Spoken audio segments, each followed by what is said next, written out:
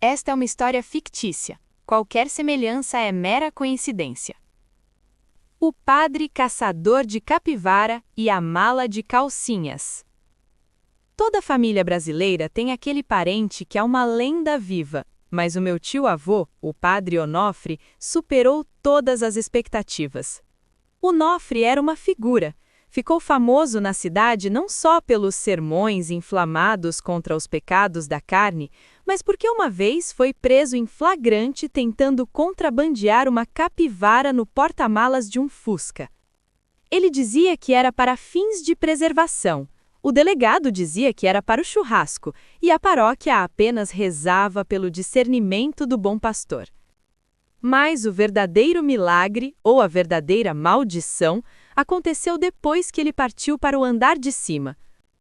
Quando fomos limpar o quarto dele na casa paroquial, esperando encontrar terços e bíblias antigas, demos de cara com o santo graal do fetiche. Uma mala de couro pesada, trancada a 7 chaves. E o que tinha dentro não era incenso, nem hóstia. Era um acervo digno de uma vitrine da Victoria's Secret. Padre Onofre sempre foi o baluarte da moralidade em São João do Meriti. Ele celebrava a missa das 7 com uma postura tão rígida que a gente achava que ele tinha uma coluna de mármore. O homem exalava santidade e cheiro de sabonete febo. Mas, olhando para trás, havia sinais. Aquele jeito de andar meio travado, aquela mania de ajeitar a batina o tempo todo com um sorrisinho nervoso, a gente achava que era reumatismo. Mal sabíamos que era o elástico da renda apertando o que não devia. Quando ele faleceu, a família se reuniu para o inventário das relíquias. Minha tia, a mais beata de todas, foi a primeira a entrar no quarto. "Vamos guardar as batinas de seda para doação", ela disse com a voz embargada. Foi então que, embaixo da cama, protegida por um pó de décadas e pelo silêncio dos inocentes, surgiu a mala. Uma mala velha, marrom, com um cadeado que parecia guardar os segredos do Vaticano. Vovô, que nunca foi de respeitar privacidade alheia, pegou uma torquês e clec! O cadeado cedeu. O que aconteceu nos segundos seguintes foi um eclipse mental coletivo. Minha tia deu um grito que parecia uma expulsão de demônio. Vovô ficou mudo. Eu só conseguia processar a paleta de cores: vermelho paixão, preto sedução e rosa chiclete. A mala do padre Onofre estava entupida de calcinhas. Tinha de tudo: fio dental, renda francesa, cetim com lacinho e até umas com transparências que faziam o Cântico dos Cânticos parecer um livro infantil. A imagem se formou na minha cabeça instantaneamente. O padre Onofre, em pleno domingo de Páscoa, levantando o cálice sagrado, proclamando a salvação, enquanto por baixo daquela vestimenta solene ele usava uma calcinha de renda vermelha que provavelmente estava incomodando o quadril. Era o auge do contraste. De um lado, o sagrado, o celibato, o dogma. Do outro, o puro suco de fetiche têxtil. Minha tia começou a chorar. "Ele deve ter confiscado isso de algum bordel para queimar", ela tentava justificar, numa negação que beirava o heroísmo. Mas o vovô, que não tinha filtro, puxou uma peça pequena, minúscula, com um pingente de strass na frente. "Onofre não confiscou isso aqui não, Zezé. Isso aqui tem cheiro de amaciante de lavanda e tem etiqueta de preço. Ele era cliente VIP, isso sim." A fofoca interna explodiu. Começamos a ligar os pontos. Lembra daquele print do cara que viralizou porque a esposa descobriu que ele postava fotos de lingerie na internet?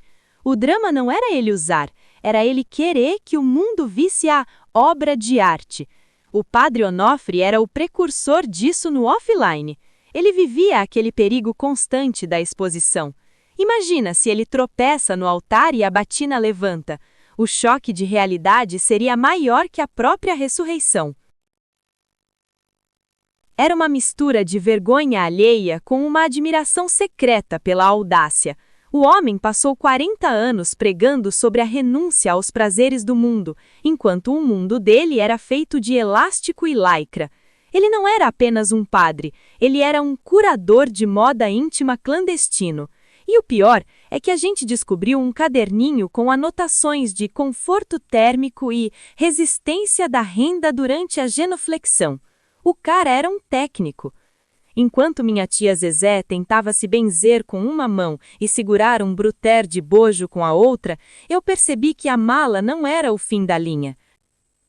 No fundo do compartimento secreto, escondido sob uma pilha de calcinhas tipo fio dental de emergência, havia um caderno de capa dura. Era o diário de bordo da vida secreta de Onofre. Eu, movido por uma curiosidade que certamente me garantiu um lugar no purgatório, comecei a ler em voz alta. O diário era uma mistura de contabilidade e crítica de moda. 14 de maio.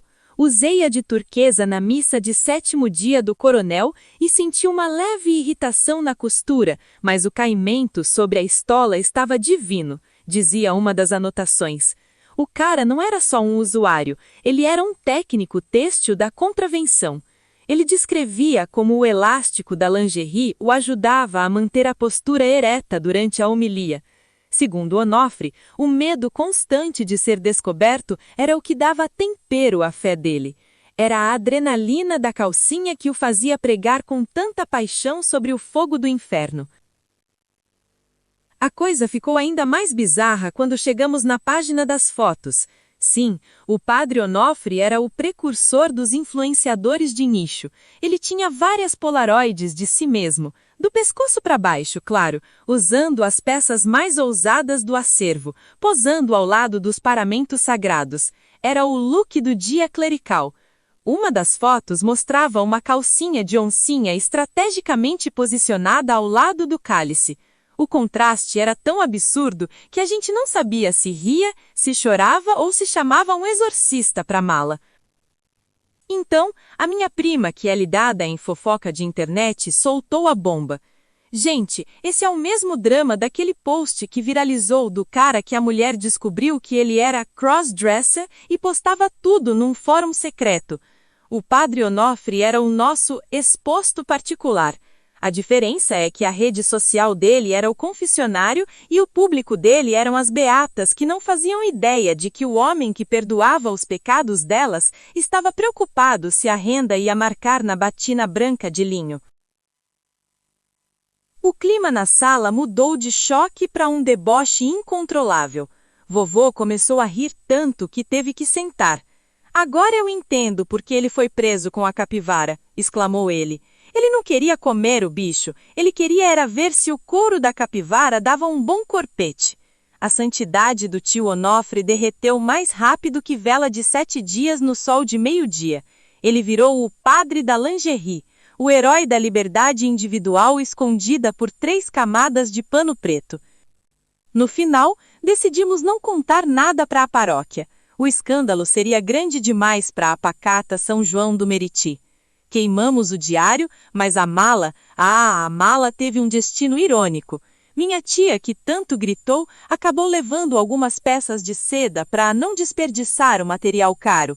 Vovô guardou a mala de couro como lembrança, e eu fiquei com a imagem eterna de que às vezes a pessoa que mais grita contra o pecado é a que mais entende de como esconder um lacinho cor-de-rosa embaixo do uniforme de santo.